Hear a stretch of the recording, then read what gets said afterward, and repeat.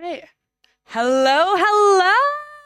Hi, everybody. How's everyone doing today? Great. All right. That was like a very, this is the last session before lunch response. Like, y'all are waiting to get out of here, which is I always like being the last session before lunch because I've got the power. But hello. I am Colleen, and welcome to A People Pleaser's Guide to Salary Negotiation. So first off, we're gonna go and talk a little bit about me. My least favorite subject, my name's Colleen, and I am a recovering people pleaser. I come from a very long line of people pleasers, or back home, we just like to call them American Midwesterners. Like, I kid you not, the closest I've ever come to a conflict with my neighbor is a few years ago when I moved into a new apartment and I really, really wanted them to like me. So I made my next door neighbors a batch of cookies. And then they responded by making me a batch of cookies. And so then I had to respond by baking them a batch of cookies. And this went on for 3 years. It only ended, like this war of sugar ended when I found out from the building superintendent that my neighbors were moving. And I knew exactly what they would do. So I lay in wait because I knew the morning of their move, because I had been the one who had last made them cookies. I knew exactly what was going to happen. The morning of their move, they showed up at my door with a plate of chocolate chip cookies, and I got to turn around and give them some snickerdoodles right back. Like, you will not outpolite me. I didn't want them to leave and not know that I had won the sugar war.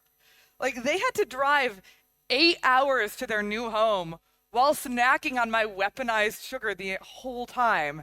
And that is the closest I've ever come to fighting with a neighbor. Like, I hate conflict. I recently learned how to set a boundary, and I'm very uncomfortable with it. And all of this is terrible when it comes to salary negotiation, which I think probably a lot of you have a similar issue, which is why you're here. Because I've identified this flaw in myself, by the way. Like, I know that I'm a people pleaser. I know that my natural instinct, both from years of Midwestern training and from desperately wanting everyone to like me. By the way, that is why I put a picture of my dog on here. I hope that, like, psychologically makes you want to like me more. Like, see, there's a dog that likes me. I mean, she does kind of look a little dead in that picture, but I swear she's not. She was just comfortable enough with me to look dead. But I have noticed this flaw with myself. And I've noticed, like, in situations like job interviews, it's terrible because you spend the entire time, or at least I spend the entire time, desperately wanting the interview to like me. Like, my goal in an interview is technically to get the job, but is secretly to make the interviewer want to be my best friend. Which is not a great idea, by the way. And when it comes to salary negotiation, oh, that'll bite you in the ass every time. It will. And by the way, I used to be so much worse at this. Right now, I've been in tech for a while now. I work at a company called Particle. We make microcontrollers, and it's a great company. But when I first started in tech, when I first started doing interviews, I couldn't really believe that anyone wanted to hire me. Like, objectively, I knew that I'm an okay candidate. I know how to do my job, and not to brag, but like, I've used Microsoft Word, so real catch right here. But I was very new, and I was incredibly aware that I knew very little in the grand scheme of things. So when I first got my first when I first got my first job offer for my first tech job, oh man. I couldn't believe it. Like, I'd heard a lot of things about how you should negotiate, so I wanted to try it, but I didn't know what to do. So I made a very, very stupid mistake. I asked my mother for advice. My mother's a great person. However, my people pleasing definitely comes from her. So when I asked my mom for advice, she did give me advice. She gave me what I believe to be the worst negotiation advice in the history of all negotiation advice. Would anyone like to guess what the bad negotiation advice was?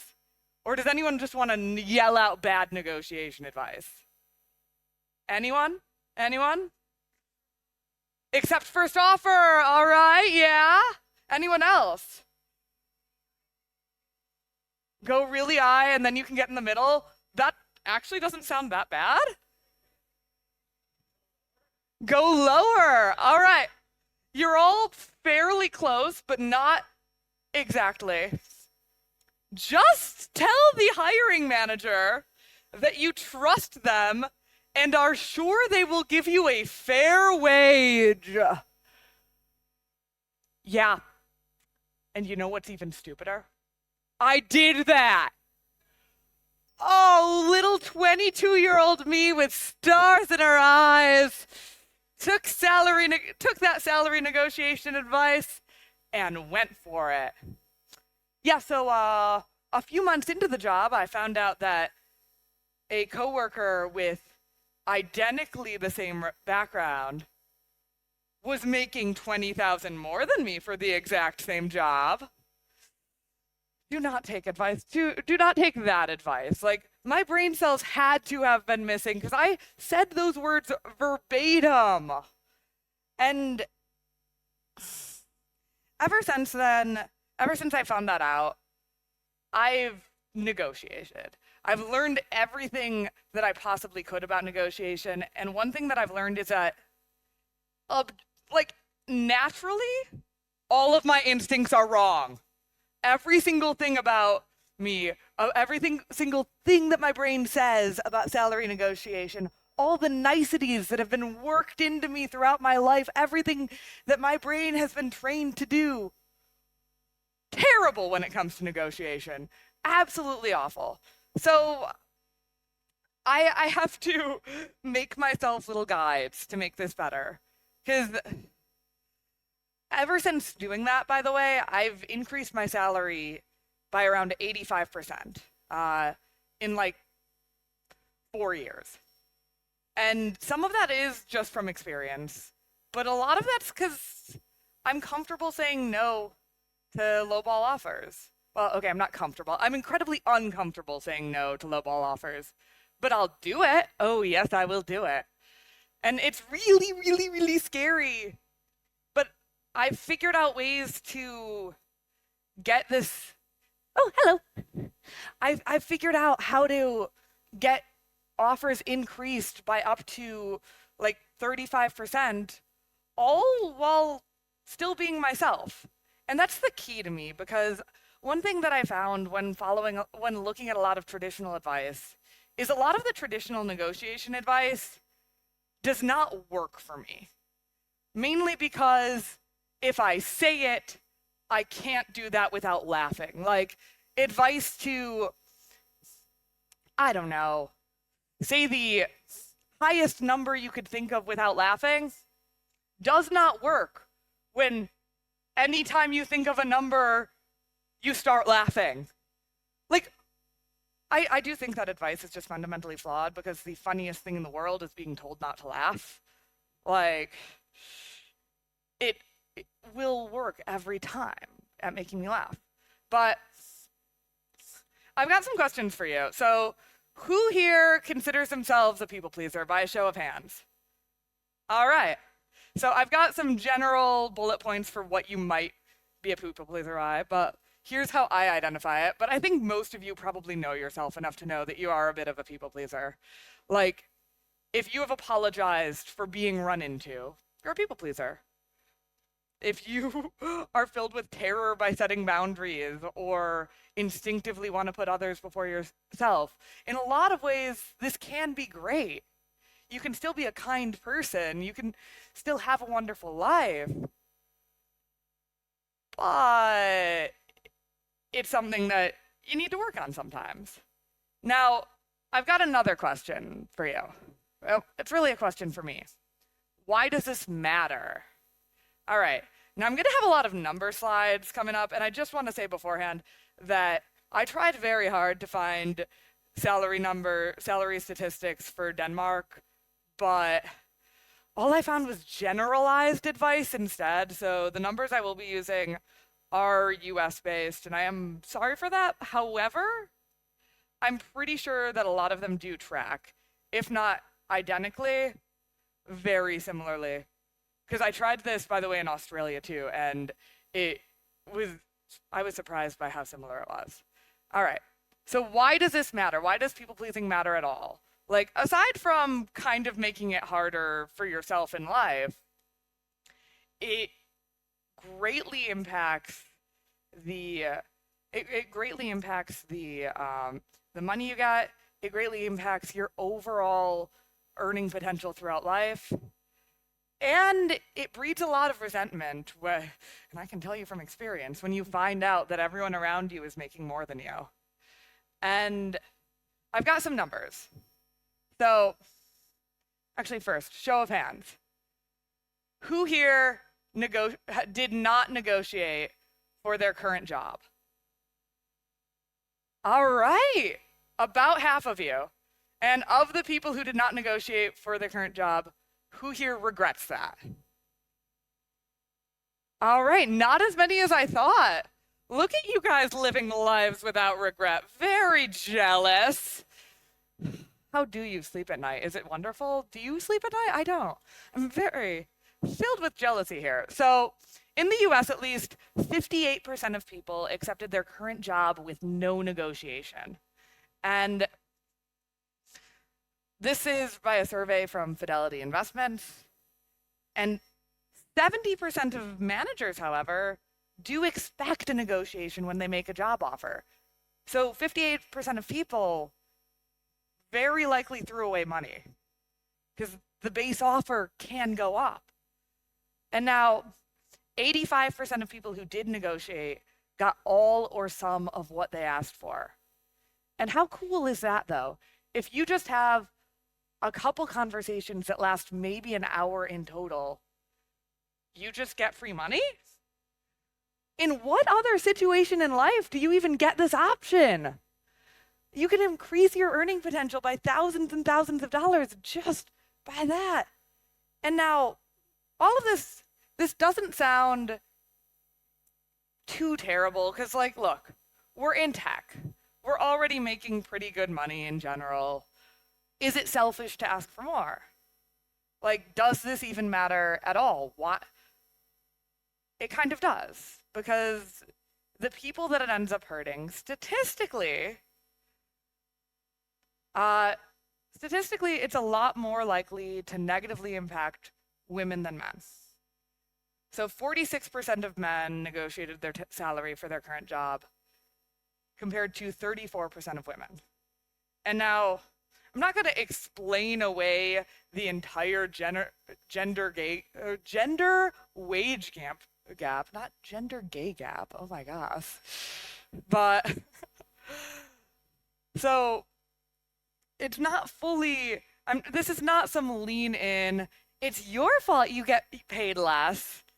However, it is something that needs to be addressed. How a lot of women, a lot of people of color are much less likely to negotiate. And now that might be partially because they're less likely to get it when they negotiate. They're more likely to be judged as selfish or pushy just for doing the exact same thing as a white guy. However, that's still a pretty poor excuse for not trying. Like, it's the terrible thing where I don't want to encourage anyone to lean in to a system that doesn't really want them, but I also, in my own personal experience, a lot of the barriers were in my head there. In my own experience, I was leaving money on the table that I could have gotten if I hadn't told them that I trusted them to give me a fair wage. And now, white men in particular are most likely to have asked for a raise. They're most likely to negotiate in general. And I know you all have a much lower gender pay gap than we do in the States. Yours, I believe, is 12% total, or it's 12% of a gap, which is really good in comparison to our 26. But look at you, doing great. However, it can always be better. We want that gap to be zero. We want that gap among people with the same careers to match up. And I want people to be encouraged to ask for a raise wherever they can. Now, how do we actually do this, though? I tried this for a while. I don't know how many of you have seen the TV show 30 Rock, but when I first started negotiating, when I first started trying to advocate for myself, I developed this phrase. What would Jack Donaghy do? Now, Jack Donaghy, for those of you who are missing out on life and have not watched 30 Rock, is the fictional boss of a TV station, and he's very much a caricature of a businessman. And one thing he says in this screen grab is, be a white man, take credit. And so I thought, hey, I'm just gonna act like this TV character because I'm not very good at negotiations. I'm not great at that, but this TV character is. I can just pretend for an hour of my time to do that, to be this person that I am not. Yeah, so that doesn't actually work. That does not work because the tactics that are effective for that group of people are definitely going to backfire on me, or very likely. So researchers have found a lot of gender bias in general. So, like, this really is not a problem that can be fixed simply by leaning in. We're not going to fix inequality with a conference talk and a can-do attitude. Men are often offered higher salaries than women for the exact same job. By the way, this is a real statistic. 60% of the time. Yay! Slightly lower than I thought. And that's even before negotiations. But what we can do here is try our damnedest to get the wages our peers are getting. We can work to make the hiring process at our jobs equitable once we're in. We can lift each other up. And you do have to put forth this effort to actually try and negotiate, but the traditional negotiation advice, the what would Jack Donaghy do, that doesn't account for bias. When women and underrepresented groups negotiate by following those advice, they're often seen as pushy. And so what that means is you've got to find a process that actually works for you. When I was trying to be Jack Donaghy, when I was trying to follow this traditional advice, I could not do it. I either overshot it and actually acted like a complete jerk, or I undershot it and then started apologizing like mad for just asking for really basic stuff. And now I know a lot of you are thinking, like, why am I talking so much about gender bias when this is a talk for people pleasers?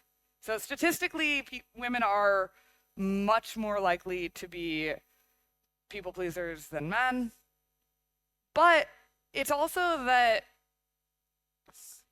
people pleasing in general is often a learned response to a world that sees you as hostile by default. So a lot of people who are looked at in the world as not the norm develop this, hey, I'm going to be as likable as humanly possible just so I get basic decency in return. And it's kind of a terrible way to live. It makes you feel less than all the time, and it often allows people to walk all over you. And so I don't have a standardized set of rules that'll work for every single person in this room. However, I do have some tactics that have worked for me. Now, a lot of these are extremely silly. They, a good portion of this, for me at least, every time I negotiate, it still fills my heart with cold blood and panic and all of the terrible things. And so a huge part of it is just getting into the right mindset. So here are some things that have worked for me. They might not work for you. They might all work for you. But more likely some of them are going to work and some of them you're going to think are the stupidest things on the planet. You know yourself best, and I'm sure you're going to find your process with a little bit of trial and error. So first off, tactic 1, research heavily and make a list of your non-negotiables. So at the start of your job search, look for every single bit of salary data you could find. Glassdoor, levels.fyi, everything you can find out there. Figure out how much your peers are making. One thing that I have found that is a little bit sneaky but works really well is using LinkedIn as a stalking tool. Now, with LinkedIn, you can very easily find people who work at the company. You can also pretty easily find people who used to work at the company and might be willing to give you some dish. And what I have found that does fill me with terror every time is reaching out to someone who worked in a similar position, asking them like a very specific question, then using that, like let's say I reach out to them and I say, hey, I'm interviewing at this place you used to work. I'm really curious about the environment in general. Did you have a positive overall experience there? And are there any red flags I should look out for? Almost always they will agree, if they respond, they will agree to a chat. In that chat, you can first of all find out if it's a place that you want to work, but second of all, people are so open with telling you their salary on these chats, especially if they did not like it, by the way. The more unhappy a former employee is, the more likely you're going to find out how much they made there, which isn't great because it usually means you don't want to work there, but it leads to some great gossip overall. Now, once you've done that level of research, make a list. Oh, make a list, make a million lists, but first of all, make a list of your overall non-negotiables. This does not have to be money, by the way. I do think money should be partially on there, but vacation time, the general environment. When I was looking for my current job, my my biggest non-negotiable was my manager requirements. So that was almost more important than everything else to me. Having a manager that I felt would be very supportive, an advocate, getting a general feel of how they have previously supported people in their role and how they could help me grow, that was the biggest thing that I wanted. And so when I was doing my interviews, I tried to find out as much about my manager as I possibly could. And it worked out really well for me. I have a wonderful manager now, but it also meant that I was trying to goad people into trash talking their subordinates during a job interview. And you would be amazed at how often people are going to shit talk the people on their team while trying to get you to join the team of people who they are then going to shit talk. But that was a big non-negotiable for me. Salary was also a non-negotiable, but for that I did have a range. For me, I had worked in the past at places that had terrible work-life balance, and I wanted to be able to turn off my phone at the end of the day, or go on vacation and not be expected to check Slack. In fact, be expected to delete Slack on vacation. And so that was another thing that was non-negotiable for me. People who actually wanted you to have a life outside of work. For that, by the way, I recommend if you're in an interview and you want to find out what people's work-life balance is, ask them about their hobbies. Because the amount of people, first of all, it just seems like a good get to know you question, and it is. But the amount of people who don't have hobbies and talk about how they work until 10 p.m. every night, it's horrifying. Horrifying. And it's great if they want to do that, but it's not what I want. So that was a non-negotiable for me as well. And the very important thing about this is when you have this list, I call it the walkout list. It gives yourself future permission not to put yourself into a situation that will make you unhappy overall. And lastly, by the way, and this is all in caps because it is very, very important. In your first interview, talk about salary. You do not want to go through 4 rounds of interviews just to find out that it was $40,000 less than it should be. Now, this doesn't mean that you have to be the one to bring it up, but you can. You can very easily, at the end of any interview, be like, now can we go over your expected compensation range? You don't have to say the number. You should not say the number. We'll cover that a little later. But make sure it gets brought up. And if the number is lower than you want, you can tell them that. And you can tell them that you declined to move forward because of that.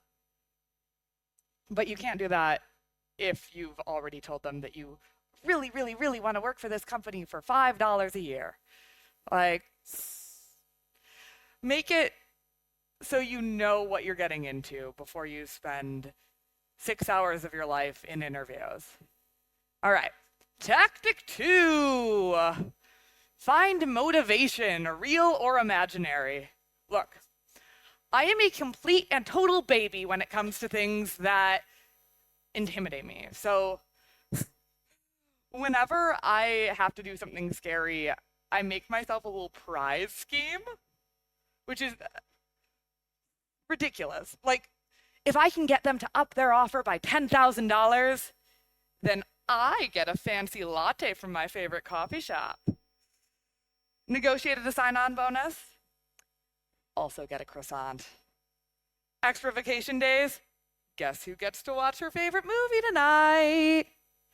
It is a tactic that is often used by preschool teachers on 4-year-olds, but apparently I am a 4-year-old at heart because it works really well on me. Like, the reward system somehow means more to my brain. The immediate joy of getting the fancy coffee. Even though I know it is not as good as getting $10,000, it's a lot better of an incentive for me. So the next tactic is to pretend that that it is down to 2 people and the other person that's interviewing for this is your enemy. Now, if you do not have an enemy, that's okay. I don't have any real enemies, but conjuring up someone really loathsome really helps for me. Like, my person is this guy who, when I was doing a lot of hackathons, I was on a team with, and he at one point was like, you need to be more ladylike. So now whenever I'm interviewing, I'm just like, oh my God, I've got to stop this jerk from getting the job. I need to crush him. I need to show him that he needs to be more ladylike. Like, he was the worst. And whenever I'm about to give up, I just draw upon the power of spite, which is the most powerful force in the galaxy. Like, I just imagine this guy standing behind the interviewer saying, they're going to give me the job, not you. I'm so much better than you. And I want to crush his head into a million pieces because turns out I'm petty like that. And I want to please a lot of people, but I want to crush that man instead. He does not realize, by the way, like, this was a 24-hour hackathon 7 years ago. This man doesn't realize how much money my hatred for him has gotten me. Like, so many of my accomplishments have been driven just by the imaginary look on his face. His business went out of business recently, and I did have some champagne. And finally, the motivation tactic that really, really works for me is looking at pictures of things that I want. So when I was interviewing for my current job, I desperately wanted a dog. And now I couldn't really rationalize getting more money for myself, but I could rationalize needing more money because I needed a dog-friendly apartment and I needed to be able to spoil my dog. And so, and this is absolutely ridiculous, but while I was doing interviews, I would have on my second monitor the Pet Finder dog adoption page just open right there.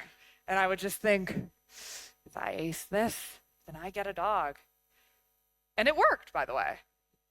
I did, like within hours of signing my contract, I arranged to pick up my dog. And she was the best sign-on bonus a person could ever get.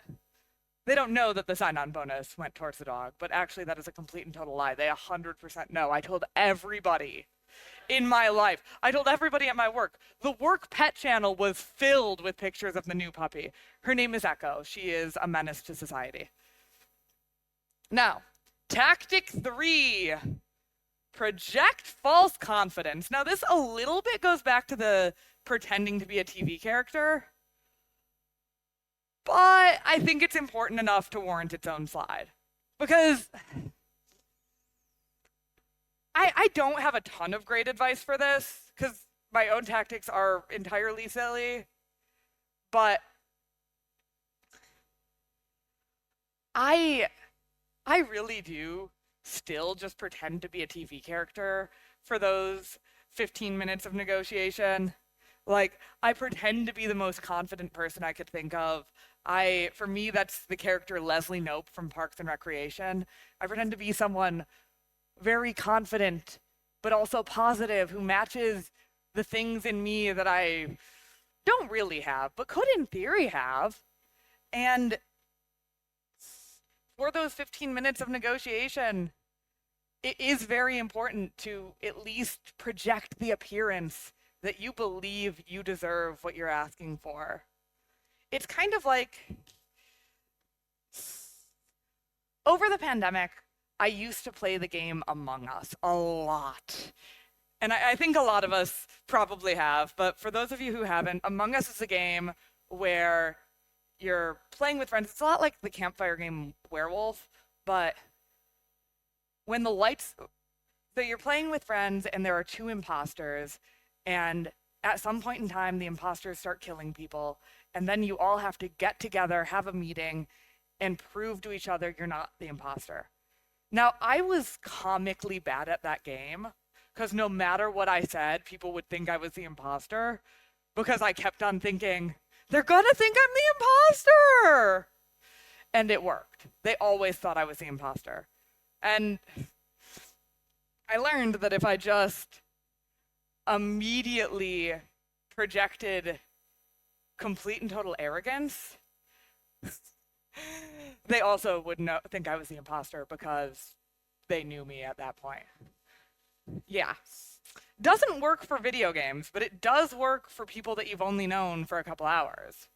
For all they know, you have excellent self-esteem. So what I like to do is, this is a very sitcom character focused talk, by the way, but that is the way my brain works. I like to just play pretend for the whole time. You know, it feels like lying, but it's really just make-believe. All right, on to tactic 4, write a script. Oh my gosh. Virtual interviews are the greatest development for those of us naturally averse to conflict. It's perfect.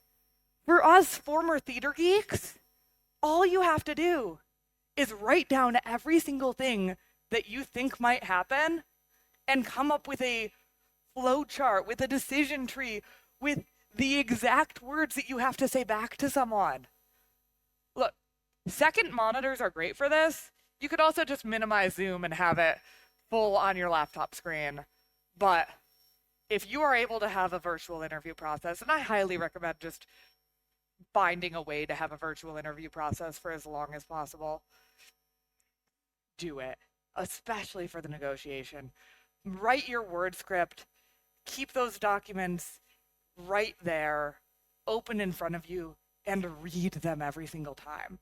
Like, when I first did this, I I got the direct advice from a friend who is the exact sort of person you'd expect to be amazing at negotiations.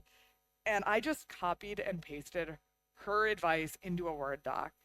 And I've made a little bit of a script table for y'all.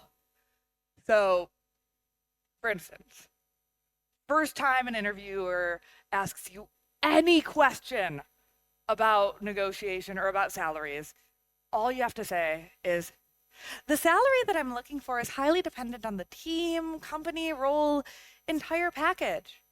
If you could just share the range that you're looking for, I can tell you if it falls into something that I'd consider. You could just read that verbatim. They don't know you're reading. For all they know, you're a functioning illiterate. Which honestly, in this day and age, is very impressive in and of itself.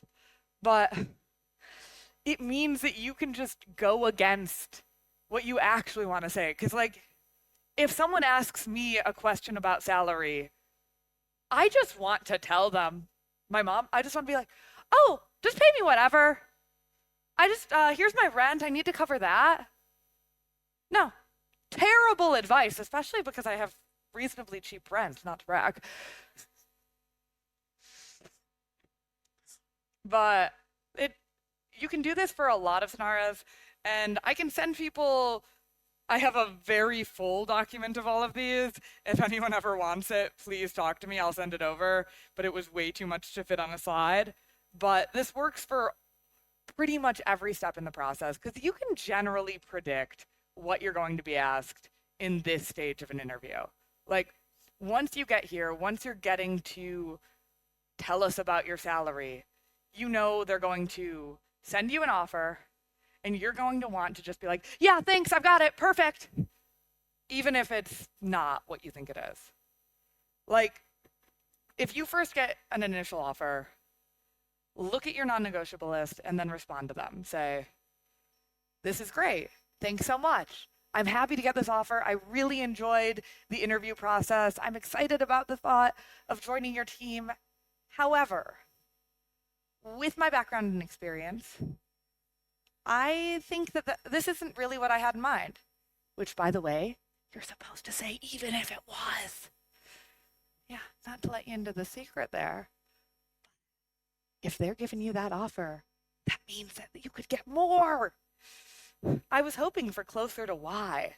What can we do to bring this offer closer to my expectations, even if it's already exceeded them?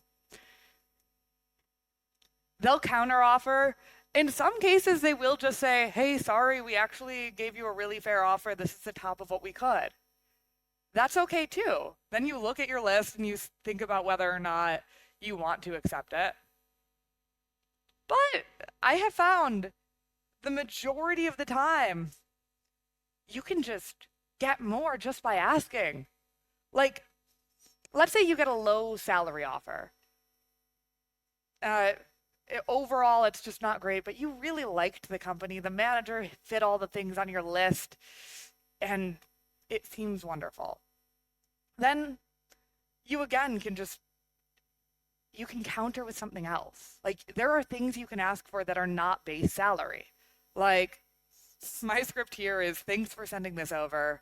I appreciate the quick turnaround. I'm really, like, I can't even be, like, the appearance of rude in my script. Like, this is probably, like, too buttering up, but it sounds like me. This offer isn't quite what I had in mind, but the right package offer could make that attractive. What can you offer in terms of a signing bonus, PTO, etc.? Because, yeah, by the way, PTO is negotiable in the US at least. You can just ask for an immediate week off before you start, not to be counted, so you get paid a week earlier. You can ask for more money. It's amazing. One time I asked for a sign-on bonus, easiest 10K I've ever made. I asked for 20. Turns out that's how you get a signing bonus.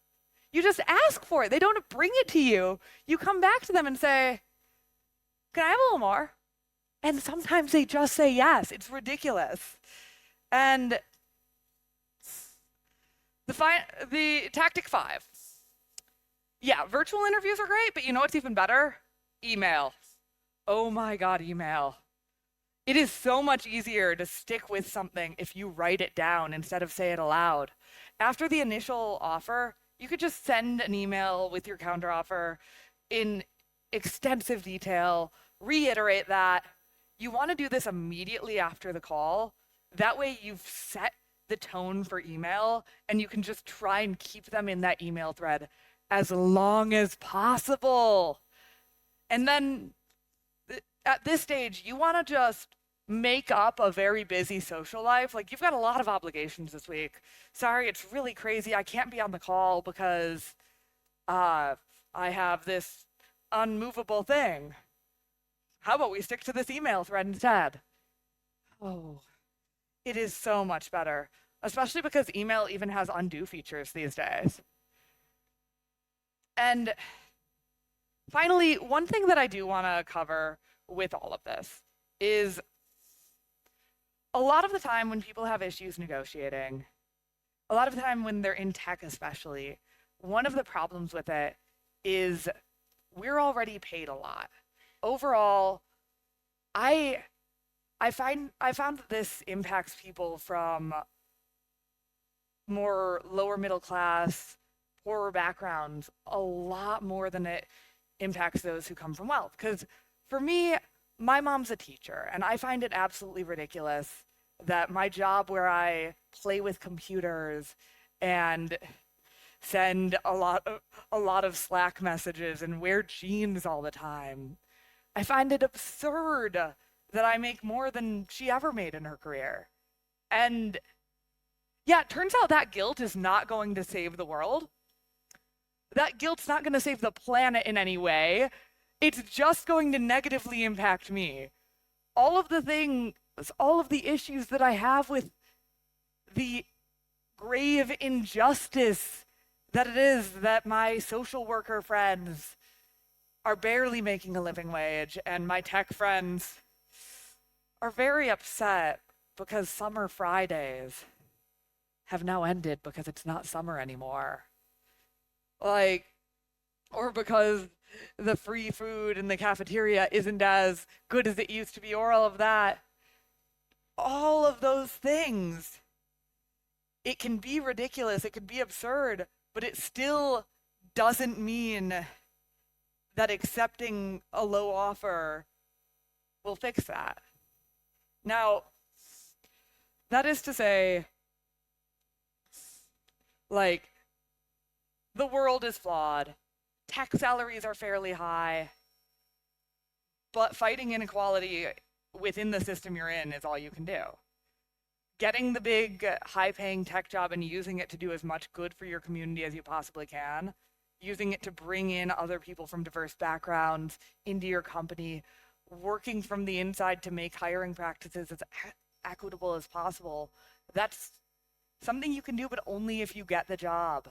And it's things that you can only do if you're not burning with resentment every day because you found out that Chad, who, I don't know why the go-to hated name is Chad, but Kevin Chad from your team is making so much more than you, even though you read his code last week and that stuff was sloppy. Like, it doesn't work. And it's not that they should make less either. It's just that you should make more. And now I've got a lot of useful tools for you. There are a lot of I did not come to this naturally. I just read every single possible thing that I could. And here's some things that helped me. First of all, the podcast Bad with Money, they have an episode called Negotiating Like Taylor Swift. Amazing.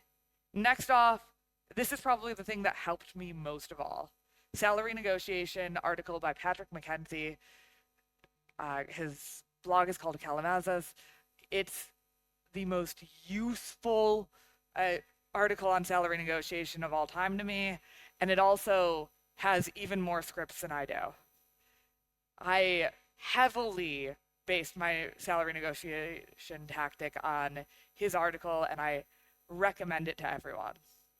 The rest of what I have here is there's a Harvard program on negotiation that you can access for free. I do highly recommend it, but if you don't feel like going through all of it, this article, Counteracting Negotiation Biases Like Race and Gender in the Workplace, is a must read. And then finally, Why Don't More Women Negotiate? It's what got me to write this talk. All right. Well, we've still got a little bit of time left. Does anyone have any questions? Yes.